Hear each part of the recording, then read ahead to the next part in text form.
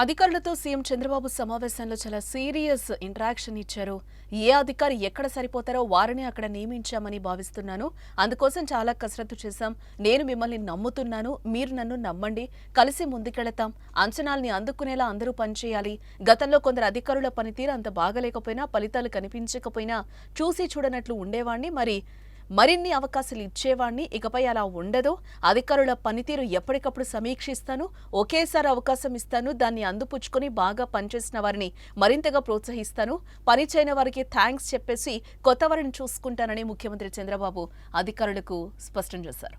చంద్రబాబు నాలుగోసారి ముఖ్యమంత్రిగా బాధ్యతలు చేపట్టాక అధికారులతో ఇంత విస్తృత స్థాయిలో సమావేశం నిర్వహించడం ఇదే మొదటిసారిగా మనం చెప్పుకోవచ్చు.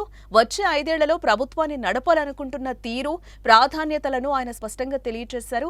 అధికారుల నుంచి ఎలాంటి పనితీరు ఆశిస్తున్నది స్పష్టంగా చెప్పేశారు. ఆయన పనులు చేయడానికి డబ్బు లేవని చెప్పొద్దని, నిధులు లేకుండానే చేసే పనులు చాలా ఉంటాయని, వాటిపై దృష్టి పెట్టాలని ఆయన అన్నారు.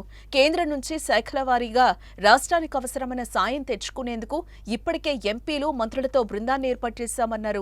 రాష్ట్ర స్థాయిలో మంత్రులు, కార్యదర్శులు, విభాగ అధిపతులు ఒక బృందంగా పనిచేస్తూ ఎంపీలతో సమన్వయం చేసుకోవాలని సీఎం సూచించారు.